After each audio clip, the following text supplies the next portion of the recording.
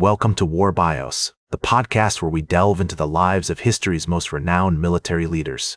I'm your host, General Biography, and today we're going to explore the fascinating life of Ulysses S. Grant, one of the most pivotal figures in American military history.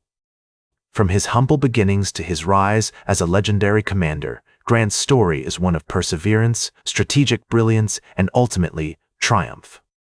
Born on April 27, 1822, in Point Pleasant, Ohio, Ulysses S. Grant was the eldest of 6 children to Jesse and Hannah Grant.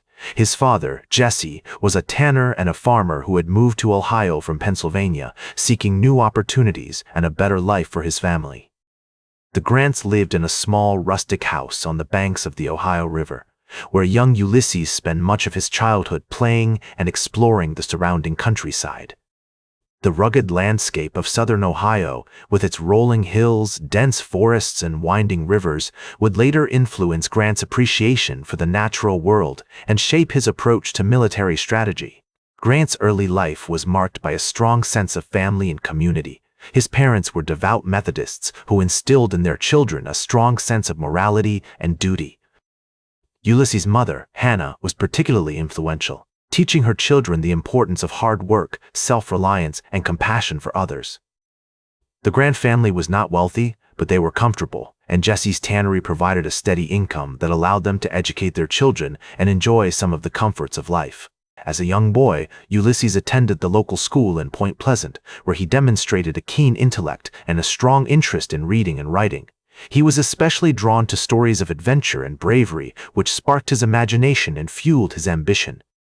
In 1839, at the age of 17, Grant received an appointment to the United States Military Academy at West Point, New York. This was a significant turning point in his life, as it marked the beginning of his formal education and training as a military officer. During his time at West Point, Grant excelled in horsemanship and demonstrated a natural talent for leadership. He graduated 21st out of a class of 39 cadets in 1843 and was commissioned as a second lieutenant in the 4th Infantry Regiment. Grant's early military career was marked by routine garrison duty at various outposts along the Mississippi River, where he gained valuable experience and developed his skills as a soldier. In 1845, Grant married Julia Dent, the daughter of a prominent Missouri family, and the couple had 4 children together. The early years of Grant's marriage were happy ones, marked by a deep love and affection for his wife and family. Julia was a strong supporter of her husband's military career, and she played an important role in encouraging him to pursue his ambitions. As we explore the formative years of Ulysses S., the rugged landscape of Ohio, the discipline of West Point, and the camaraderie of his fellow soldiers all contributed to the development of a young man who would eventually become one of America's most revered military leaders. Grant's experiences during this period, though marked by relative obscurity, laid the foundation for his future success and demonstrate the importance of perseverance, hard work, and determination in shaping the course of a life. Grant, a true giant of American military history. Grant, one of America's most renowned military leaders. Grant's military career was forever changed when the Civil War broke out in 1861. He quickly rose through the ranks, earning recognition for his bravery and strategic thinking at the Battle of Fort Donelson in February 1862. This pivotal battle marked a turning point in Grant's career, as he successfully led a combined force of infantry, cavalry, and naval units to capture the Confederate fort on the Cumberland River. The victory was a significant boost to Union morale, and it cemented Grant's reputation as a capable and determined commander. Over the next year, Grant continued to demonstrate his military prowess, winning key battles at Vicksburg and Chattanooga. His success at Vicksburg in particular was a masterclass in strategic planning and execution. Grant's army laid siege to the city, cutting off supply lines and slowly wearing down the Confederate defenses. After 47 days of bombardment and skirmishing, the Confederates finally surrendered on July 4, 1863, giving the Union control of the Mississippi River and splitting the Confederacy in two. Grant's achievements during this period were not limited to his military victories. He also demonstrated a deep commitment to the welfare of his soldiers, working tirelessly to ensure they received adequate food, shelter, and medical care. This concern for his troops earned him their loyalty and admiration, and it helped to foster a sense of camaraderie and esprit de corps within his army. As Grant's reputation grew, so did his responsibilities. In 1864, he was appointed General-in-Chief of all Union forces, tasked with coordinating the overall strategy of the war effort. This position gave him unparalleled authority and influence, allowing him to shape the course of the conflict and bring about a swift and decisive victory. Grant's relationship with President Abraham Lincoln was also crucial during this period. The two men developed a deep respect for each other, with Lincoln coming to rely on Grant's military expertise and Grant valuing Lincoln's guidance and support. This partnership helped to ensure that the Union war effort remained focused and effective, even in the face of significant challenges and setbacks. Throughout 1864 and 1865, Grant oversaw a series of campaigns and battles that ultimately led to the defeat of the Confederacy. His armies won victories at Wilderness, Spotsylvania, and Petersburg, slowly but surely pushing the Confederates back towards their capital at Richmond. In April 1865, Grant's forces finally broke through the Confederate lines, capturing Richmond and forcing General Robert E. Lee to surrender at Appomattox Courthouse. Grant's achievements during the Civil War were nothing short of remarkable. He had risen from relative obscurity to become one of the most celebrated military leaders in American history, earning the respect and admiration of his peers and the gratitude of the nation. Grant, one of America's most renowned military leaders. After the war, Grant's reputation as a brilliant military strategist and a strong leader made him an attractive candidate for public office.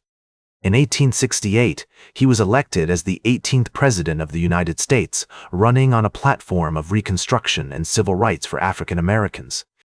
During his presidency, Grant faced significant challenges, including the aftermath of the Civil War, the rise of white supremacist groups, and the struggle to ensure equal rights for all citizens. Despite these challenges, Grant remained committed to his principles, using his executive power to enforce the Reconstruction Acts and protect the rights of African Americans in the South. He also oversaw the passage of several important pieces of legislation, including the Ku Klux Klan Act and the Civil Rights Act of 1875. These laws helped to combat racial violence and ensure equal access to public facilities for all citizens. Grant's presidency was not without controversy, however. He faced criticism for his handling of several high-profile scandals, including the Whiskey Ring scandal and the Credit Mobilier scandal.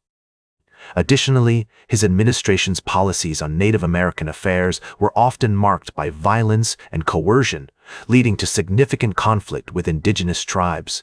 Despite these challenges, Grant remained a popular figure, and his commitment to civil rights and social justice helped to cement his legacy as a champion of equality and freedom. After leaving office in 1877, Grant embarked on a world tour, during which he met with foreign leaders and dignitaries, including Queen Victoria and the Emperor of Japan. Grant's later years were marked by personal struggle and financial hardship. He had invested heavily in several business ventures, including a mining company and a publishing firm, but these investments ultimately proved unsuccessful. In 1884, Grant was diagnosed with throat cancer, which would eventually claim his life. In the final year of his life, Grant worked tirelessly to complete his memoirs, which would become one of the most famous and influential works of American literature, the personal memoirs of Ulysses S.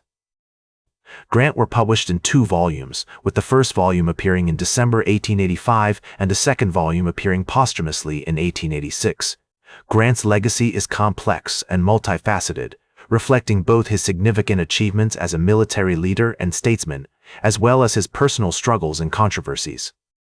Today, he is remembered as one of the most important figures in American history, a champion of freedom and equality, who played a crucial role in shaping the course of the Civil War and Reconstruction. From his early days as a young soldier to his later years as a respected statesman, Grant remained committed to his principles, even in the face of significant challenge and adversity. His legacy continues to inspire and educate us today, offering valuable lessons about leadership, perseverance, and the importance of standing up for what is right. In the words of Grant himself, the art of war is simple enough. Find out where your enemy is, get at him as soon as you can. Strike him as hard as you can, and keep moving on. These words capture the essence of Grant's approach to life and leadership, reflecting his unwavering commitment to action, determination, and justice. That's all for today's War Bios. Remember to like, share, and subscribe, and until next time, I'm General Biography reminding you to keep marching toward victory.